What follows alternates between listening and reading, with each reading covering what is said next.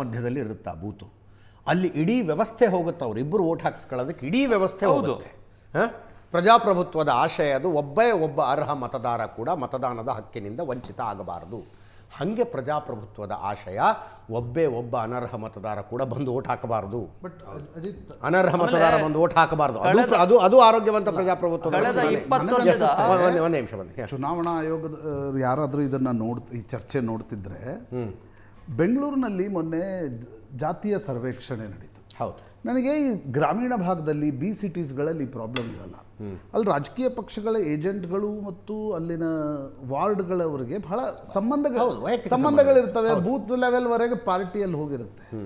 ಬೆಂಗಳೂರಿನ ಸಮಸ್ಯೆಗಳು ಅಂತಂದರೆ ಪೊಲಿಟಿಕಲ್ ಪಾರ್ಟಿಗಳು ಎಲ್ಲ ಇಲ್ಲಿನ ನಾಗರಿಕರನ್ನ ಗೊತ್ತಿಡಿತಾರೆ ಅಂತಕ್ಕಂಥ ಪರಿಸ್ಥಿತಿ ಇರಲ್ಲ. ತುಂಬ ಜನ ಬೇರೆ ಬೇರೆ ಭಾಗದಿಂದ ಬಂದಿರ್ತಾರೆ.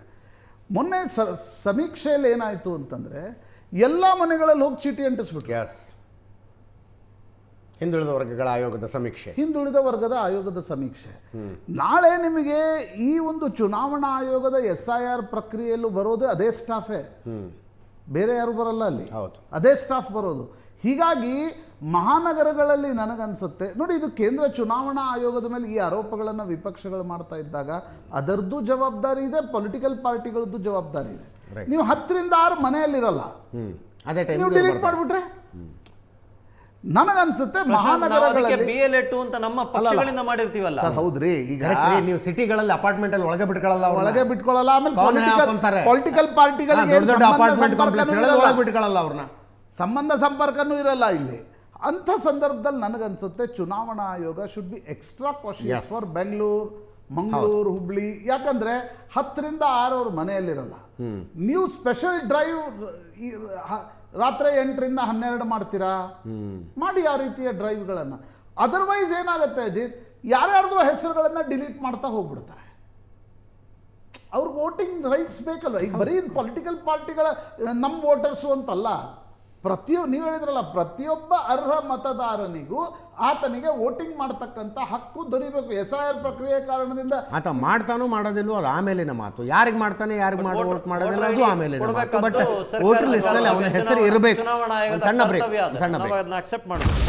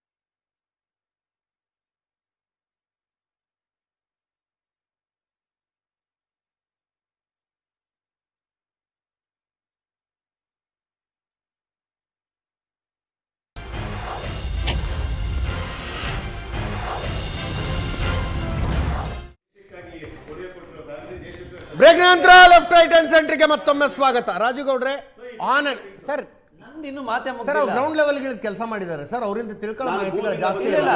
ಎಸ್ ರಾಜು ಗೌಡ್ರೆ, ಆನ್ ಅನ್ ಆವರೇಜ್ ಒಂದು ವಿಧಾನಸಭಾ ಕ್ಷೇತ್ರದಲ್ಲಿ ನಿಮ್ಮ ಲೆಕ್ಕಾಚಾರದ ಪ್ರಕಾರ ಎಷ್ಟು ಮತದಾರರು ಡಿಲೀಟ್ ಇಲ್ಲ ಈಗ ಬೇರೆ ಬೇರೆ ರಾಜ್ಯಗಳಲ್ಲಿ ಇದೆಯಪ್ಪ ನಮ್ಮಲ್ಲಿ 91 ಲಕ್ಷ ಅಲ್ಲಾದರೂ 90 ಲಕ್ಷ ತಮಿಳುನಾಡಿನಲ್ಲಿ ಆಗಿದ್ದಾರೆ. ಕರ್ನಾಟಕದಲ್ಲಿ ಎಷ್ಟಾಗ್ಬೋದು? ಮೇ ಬಿ ನಮ್ಮಲ್ಲೂ ಕೂಡ ಒಂದೊಂದು 20,000 30,000 ಡಿಲೀಟ್ ಆಗೋ ಸಂಭವ ಇದೆ ಮ್ಯಾಕ್ಸಿಮಮ್. ಈಗ ಒಂದೊಂದು ಕ್ಷೇತ್ರ ಖಂಡಿತ 20,000 ರಿಂದ 25,000 ಆಗೋ ಸಂಭವಗಳಿದೆ. ಯಾಕೆಂದ್ರೆ ನೋಡಿ, ಉತ್ತರ ಕರ್ನಾಟಕದಿಂದ ಇಲ್ಲಿಗೆ ವಲಸೆ ಬಂದಿರೋರು ಸಾಕಷ್ಟು ಜನ ಇದ್ದಾರೆ. ಕೇಳಿ, ಬೆಂಗಳೂರು ನಗರದಲ್ಲಿ ನಾವು ಒಂದು ಅವರೇಜ್ ಪ್ರಕಾರ ಕ್ಯಾಲ್ಕುಲೇಷನ್ ಹಾಕೋದು ಬೆಂಗಳೂರು ನಗರದ ಜನಸಂಖ್ಯೆ 1.5 ಕೋಟಿ ಅಂತ ಅವರೇಜ್ ಆಗಿ ಲೆಕ್ಕಾಚಾರ ಹಾಕ್ತೀವಿ. ಆದ್ರೆ ವೋಟರ್ ಐಡಿ 97 ಲಕ್ಷ ಇದಾವೆ.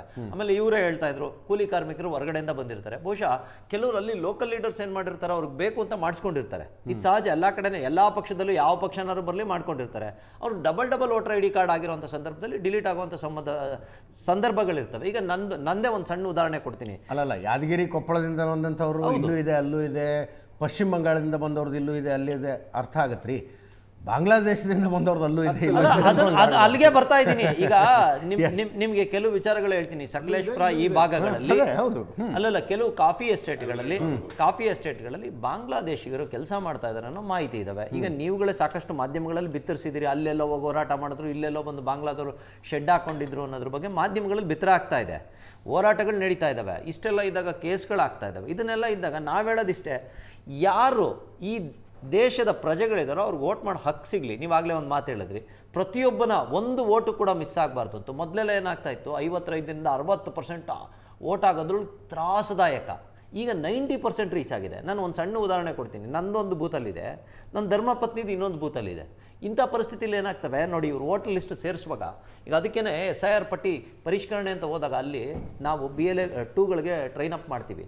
ಗಂಡನ ವೋಟರ್ ID ಇಲ್ಲಿದೆ ಅಂದಾಗ ಹೆಂಡ್ತಿದು ಅಲ್ಲೇ ಇರೋ ರೀತಿ ನೋಡ್ಕೊಳ್ಳಿ, ಇನ್ನೆಲ್ಲೋ ಬೂತ್ಗೆ ಹಾಕ್ತಾರೆ.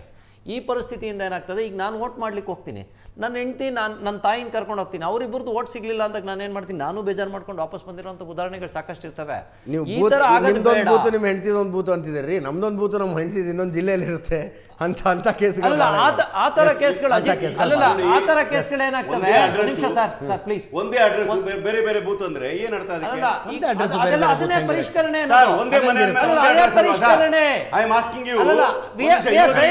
ಅದೇ ಪರಿಷ್ಕರಣೆ ಅಡ್ರೆಸ್ ಇಟ್ಕೊಂಡಿರ್ತಾರಾ? ಒಂದೇ ಅಡ್ರೆಸ್ ಇದೆ, ಪರಿಷ್ಕರಣೆ ಮಾಡ್ಬೇಕು. ಅದನ್ನೇ ಹೆಂಗ್ ಮಾಡಿದ್ರಿ? ಮದುವೆ ಮುಂಚೆ ಇನ್ನೊಂದು ಕಡೆ ಇರ್ತೀರಿ ಅವ್ರದ್ದು. ಅದಾಗಲ್ಲ, ಮದುವೆ ಆಗಿ 25 ವರ್ಷ ಆಗಿ ಇಲ್ಲೇ ವೋಟ್ ಹಾಕ್ತಾ ಇರಿ. ಒಟ್ಟಿಗೆ ಲಾಸ್ಟ್ ಎಲೆಕ್ಷನ್ ಒಟ್ಟಿಗೆ ಹೋಗಿ ಒಂದೇ ಬೂತಲ್ಲಿ ವೋಟ್ ಹಾಕಿದೀವಿ. ಅವ್ರು ಹೇಳಿದ್ರ ಅದನ್ನ ಆತರ ಆಗಿರೋ ಪ್ರಸಂಗ ನನ್ನ ಹೇಳ್ತೀನಿ ಕೇಳಿ. ಏನ್ ಮಾಡಕ್ಕಾಗತ್ತೆ? Nodal constituency Belagavi. Then I have to give an application and induct myself in Bangalore. Nagaraj, ಅದು SIR ಪ್ರಕ್ರಿಯೆ ನಡೀತಾ ಇದೆ, ಅದು ನೀನು ಯಾರೂ ನಿಲ್ಸೋದಕ್ಕಾಗಲ್ಲ. ನಡೆಯೋದೇ ಒಂದು ಪಾರದರ್ಶಕವಾಗಿರ್ಬೇಕು ಅನ್ನೋದೇನ ಮನಸ್ಸಿಗೆ ಸರ್. ನೀವು ಒಂದು ಮಾತು ಮಾತಾಡೋದು ಹೇಳಿದ್ರಲ್ಲ, ನೀವು ಕೇಳಿದ್ರಪ್ಪ 91 ಲಕ್ಷ ಎಷ್ಟು ಜನ ಮುಸ್ಲಿಂ ಇದ್ದಾಳೆ. ನನ್ನ ಮಾಹಿತಿ ಪ್ರಕಾರ, ತಾವು ಕೇಳಿದಕ್ಕೋಸ್ಕರ ನನ್ನ ಮಾಹಿತಿ ಪ್ರಕಾರ 34 ಲಕ್ಷ ಮತದಾರರನ್ನ ತೆಗೆದಾಕಿದ್ದಾರೆ, ಮುಸ್ಲಿಂ ಮತದಾರರನ್ನ. ಅದನ್ನ 91 lakhs ಅಂತ ಇರ್ತಕ್ಕಂಥ ಟೋಟಲ್ ಪರ್ಸೆಂಟೇಜ್ ಡಿಲೀಟೆಡ್ ವೋಟ್ಸ್ ಅಲ್ಲಿ 31% ಆಫ್ ದ ಡಿಲೀಟೆಡ್ ವೋಟ್ಸ್ ಅಲ್ಲಿ ಮೈನಾರಿಟೀಸ್ ಇದೆ. ಯಾಕಂದ್ರೆ by name will no who they are ಅಂತಕ್ಕಂಥ ವಿಚಾರ ಹೇಳ್ತೀನಿ. SC/ST ಕೇಳಿದ್ರಲ್ಲ, ಅದೇ ವೆಸ್ಟ್ ಬೆಂಗಾಲ್ ಬಾರ್ಡರ್ ಅಲ್ಲಿ ಇರ್ತಕ್ಕಂಥ SC/ST ಕಾನ್ಸ್ಟಿಟ್ಯೂನ್ಸಿಗಳಲ್ಲಿ ಒಂದೇ ಪಾರ್ಲಿಮೆಂಟರಿ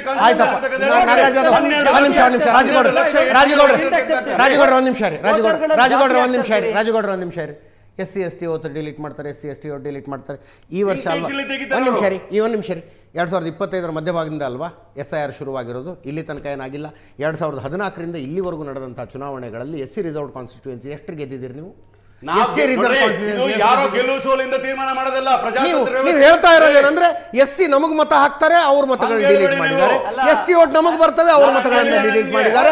SIR ಆಗೋಕ್ಕಿಂತ ಮುಂಚೆ ಕೇಳ್ತಾ ಇದ್ದೀನಿ, SIR ಆಗೋದಕ್ಕಿಂತ ಮುಂಚೆನೆ ಕೇಳ್ತಾ ಇದ್ದೀನಿ. SC reserved constituency, ST reserved constituency ಎಷ್ಟು ಗೆದ್ಕೊಂಡಿದ್ದೀರಿ ಹಂಗಿದ್ರೆ? ಸರ್, ಗೆಲುವು ಸೋಲಿನ ಪ್ರಶ್ನೆ ಅಲ್ಲ, ಗೆಲುವು ಸೋಲಿನ ಪ್ರಶ್ನೆ ಅಲ್ರಿ. ನೀವು ಹೇಳ್ತಾ ಇರೋದೇನು, SC ST ಬ್ಯಾಕ್ವರ್ಡ್ ಕ್ಲಾಸ್, ನಮ್ಮದೇ ಮತದಾರ, ನಮ್ಮ ಮತದಾರರು, ನಮ್ಮ ಮತದಾರರು. ಹಂಗಿದ್ರೆ SIR ಆಗೋದಕ್ಕಿಂತ ಮುಂಚೆ ನೀವು ಗೆದ್ಕೊಂಡಿರ್ಬೇಕಲ್ಲ. ಸಂವಿಧಾನದ ಆಶಯಗಳ ಅಡಿಯಲ್ಲಿ ಧ್ವನಿ ಇಲ್ದಿರೋರ ಪರವಾಗಿ ಧ್ವನಿ ಆಗಿರ್ಬೇಕಾಗಿರೋ ಕಾಂಗ್ರೆಸ್ನ ಕೆಲಸ ನಾವು ಕೆಲಸ ಮಾಡ್ತಾ ಇದ್ವಿ. ಅಲ್ಲ, ಬೇರೆಯವ್ರ ಅರ್ಥನೇ ಜೊತೆ ಆಗ್ತಾ ಇಲ್ಲಪ್ಪ ನಾನು ಇದು. ಶೆಡ್ಯೂಲ್ ಕಾಸ್ಟ್ ಶೆಡ್ಯೂಲ್ ಟ್ರೈಬ್ನವರು, ಶೋಷಿತ ವರ್ಗದಲ್ಲಿ ಇರ್ತಕ್ಕಂಥವ್ರು, ಬ್ಯಾಕ್ವರ್ಡ್ ಕ್ಲಾಸ್ನವರು, ಅಲ್ಲ ಅವ್ರ ರೀ, ಪರವಾಗಿ ಒಂದ್ ನಿಮಿಷ ನೀವು ಯಾವ ಕೇಳಿದ್ರಲ್ಲ, ಕಾಲದಲ್ಲಿ ಇದೀರಿ 34 ಲಕ್ಷ ಜನ 34 ಮುಸಲ್ಮಾನರನ್ನ ತೆಗೆದ್ರಲ್ಲ, ಯಾಕೆ ತೆಗೆದ್ರಪ್ಪ?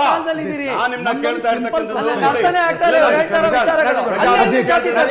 ಪ್ರಶಾಂತ್ ಒಂದು ನಿಮಿಷ ಅದನ್ನ ಕೇಳಿ. ಸಿಂಪಲ್ ವೋಟರ್ ಐಡಿ SIR ಮಾಡೋಕೆ ಯಾವ್ದು ಜಾತಿ ಐಡಿ ಮಾಡ್ತೀವಿ ಅವ್ರು ಕ್ಯಾಬಿನೆಟ್ ರಿಷಫಲ್ ಇದೆ, ಜೋರಾಗಿ ಮಾತಾಡ್ತಾರೆ. ನೀವು ಯಾಕೆ ಜೋರಾಗಿ ಮಾತಾಡ್ತೀರಿ? ಒಂದ್ ನಿಮಿಷ. ಪಶ್ಚಿಮ ಬಂಗಾಳಕ್ಕೆ ಸೀಮಿತವಾಗಿ ನಾಗರಾಜ್ ಯಾದವ್ ಅವರ ಆರ್ಗ್ಯುಮೆಂಟ್ ಅನ್ನ ನಾವು ಸ್ವಲ್ಪ ಕೆಳಗಿಳಿಸೋಣ.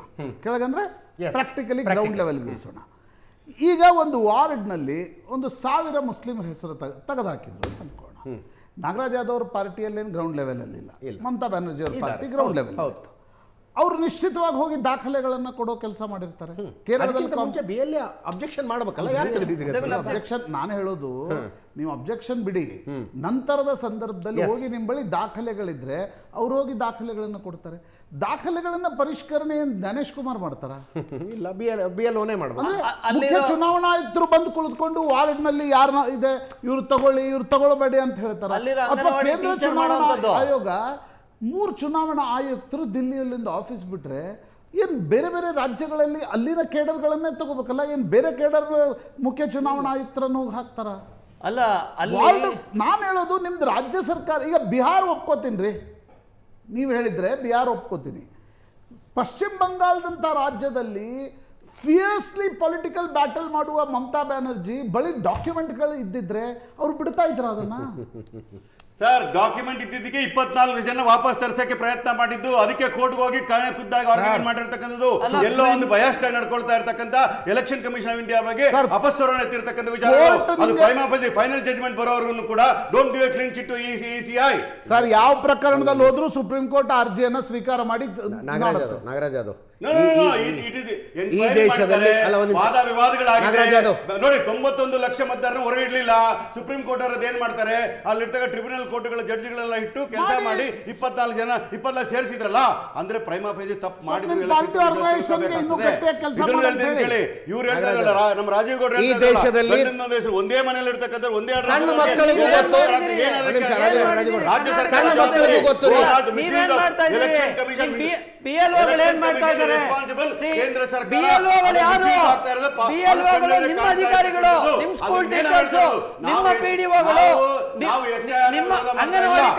ಪಾರದರ್ಶಕವಾಗಿರಬೇಕು. ಸುಪ್ರೀಂ ಕೋರ್ಟ್ ತೀರ್ಮಾನ ಬರೋರು ಕೂಡ ಸ್ವಲ್ಪ ತಾಳ್ಮೆ ಇರಬೇಕು ಅನ್ನೋ ವಿಚಾರ ನಾವು ಹೇಳ್ತಾ ಇದ್ದೀವಿ. ಬಾಂಗ್ಲಾದೇಶದಿಂದ ಅಕ್ರಮವಾಗಿ ಒಬ್ಬ ಭಾರತದೊಳಗೆ ಬಂದ ನಂತರ ಆತನಿಗೆ ಆಧಾರ್ ಕಾರ್ಡ್ ಕೊಡಿಸೋದಕ್ಕೆ, ವೋಟರ್ ID ಕೊಡಿಸೋದಕ್ಕೆ, ರೇಷನ್ ಕಾರ್ಡ್ ಕೊಡಿಸೋದಕ್ಕೆ ದೊಡ್ಡ ಮಾಫಿಯಾ ಕೆಲಸ ಮಾಡುತ್ತೆ. ಇದು ಸಣ್ಣ ಮಕ್ಕಳಿಗೂ ಗೊತ್ತಿರುವಂತ ವಿಷಯ. ಬೆಂಗಳೂರಿನಲ್ಲೂ ಇದೆ.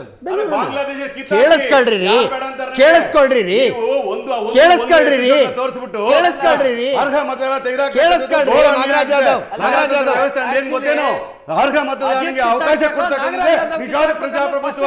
ನಿಜವಾದ ಪ್ರಜಾಪ್ರಭುತ್ವದಲ್ಲಿ ಅರ್ಹ ಮತದಾರ ಕಿತ್ತಾಕ್ತಕ್ಕಂಥದ್ದು, ಒಂದು ಸಮುದಾಯನ ಕಿತ್ತಾಕ್ತಕ್ಕಂಥದ್ದು, ಇನ್ನೊಂದು ಪೊಲಿಟಿಕಲ್ ಪಾರ್ಟಿ ಪರವಾಗಿ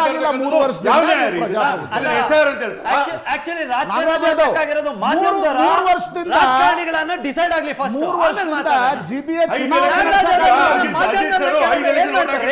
ಈ ಎಲೆಕ್ಷನ್ ವೋಟ್ ಇಲ್ಲ, ಸಿಟಿಜನ್ಶಿಪ್ ಪ್ರೂವ್ ಮಾಡಿ ಅಂತ ಹೇಳ್ತಾರೆ. ಅರ್ಥ ಆಗ್ತಾ ಇಲ್ಲ. 5 ಎಲೆಕ್ಷನ್ ನಲ್ಲಿ ವೋಟ್ ಮಾಡಿದ್ದೀನಿ ಅಂದ ಮಾತ್ರಕ್ಕೆ ನಾನು ಭಾರತೀಯ ಅನ್ನೋದು ಪ್ರೂವ್ ಆಗಿರೋದಿಲ್ಲ. ಆ ತಿಳ್ಕೊಳ್ಳಿ.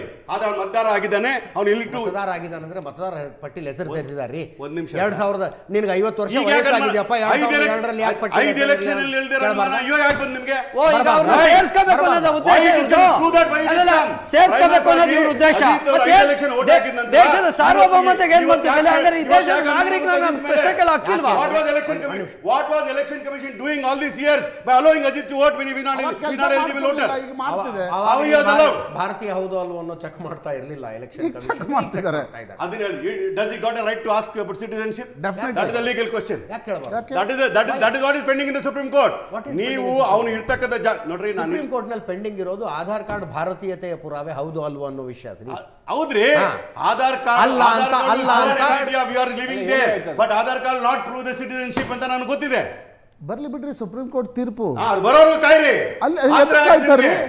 ಎಲೆಕ್ಷನ್ ಕಮಿಷನ್ ಉಪಯೋಗಿಸ್ಕೊಂಡ್ಬಿಟ್ಟು ನಿಮ್ಮ ಆಫೀಸ್ ಬೇರೆ ಅವರ ಚೀಫ್ ಸೆಕ್ರೆಟರಿ ಮಾಡ್ಕೊಂಡು OST ಮಾಡ್ಕೊಳ್ಳಕ್ಕೆ ಮಿಸ್ಯೂಸ್ ಆಫ್ ಪವರ್ ಅಂದ್ರೆ ಇನ್ನೇನ್ ಮತ್ತೆ? ನಾನು ಕೇಳಿದ್ರೆ ರಾಜಕೀಯ ಆಗ್ತದೆ, ನೀವು ಕೇಳಿದ್ರಲ್ಲ ಉತ್ತರ ಕೊಡ್ಲಿಲ್ಲ ಅವ್ರು. ಯಾಕೆ That shows they are not transparent. They are misusing the constitutional authorities. That is what is the question about. ನಾವು ವೋಟರ್ ಲಿಸ್ಟ್ನ ಬೋಗಸ್ ಇರೋ ತೆಗೆದಾಕ್ಬಿಟ್ಟು ನಾವು ಹೇಳ್ತಾ ಇಲ್ಲ, ಸತ್ತವರ ಹೆಸರು ತೆಗೆದಾಕ್ಬಿಟ್ಟು ನಾವು ಹೇಳ್ತಾ ಇಲ್ಲ, ಇಲ್ಲಿಗಲ್ ವೋಟರ್ನ ಇಟ್ಕೋಬಾರ್ದು ಅಂತ ಹೇಳ್ತೀವಿ. ಬಾಂಗ್ಲಾದೇಶರು ಪಾಕಿಸ್ತಾನ ವೋಟ್ ಹಾಕ್ಲಿಕ್ಕೆ ಅವನಿಗೆ ಅಧಿಕಾರ, ತೆಗೆದಾಕಿ ಬೇಡ ಅಂತ ಹೇಳಿಲ್ಲ ನಾವು. ಅದೇ 27 ಲಕ್ಷ ಅಂತ ಹೇಳ್ತಾರೆ. ಆಸ್ತಿ ಮಾರಾಟ ಮಾಡುವಾಗ ಫ್ಯಾಮಿಲಿ ಟ್ರೀ ಕೇಳ್ತಿರಲ್ಲಪ್ಪ. ಹೌದು, ಚುನಾವಣಾ ಆಯೋಗ ಕೇಳಿದಾಗ್ಲೂ ಕೂಡ ಫ್ಯಾಮಿಲಿ ಟ್ರೀ ಕೊಡಿ. ಯಾವನಾರು ಬಂದು ಕಾಗಜ್ ನಹೀ ದಿಖಾಯಂಗೆ ಅಂದ್ರೆ ವೋಟರ್ ಲಿಸ್ಟ್ ಅಲ್ಲಿ ಹೆಸರು ಇರಬಾರ್ದು. ಕಾಗಜ್ ನಹೀ ದಿಖಾಯಂಗೆ ಅಂದ್ರೆ ವೋಟರ್ ಲಿಸ್ಟ್ ಅಲ್ಲಿ ಹೆಸರು ಇರಬಾರ್ದು. ಥ್ಯಾಂಕ್ ಯು ಸೋ ಮಚ್ ಎಲ್ರು. ಇದರೊಂದಿಗೆ ಇವತ್ತಿನ ಲೆಫ್ಟ್ ರೈಟ್ ಅಂಡ್ ಸೆಂಟರ್ ಮುಗಿಸ್ತಾ ಇದ್ದೀವಿ. ನೇರ ದಿಟ್ಟ ನಿರಂತರ ಸುದ್ದಿಗಾಗಿ ನೋಡ್ತಾ ಇರಿ ಏಷ್ಯಾನೆಟ್ ಸುವರ್ಣ ನ್ಯೂಸ್.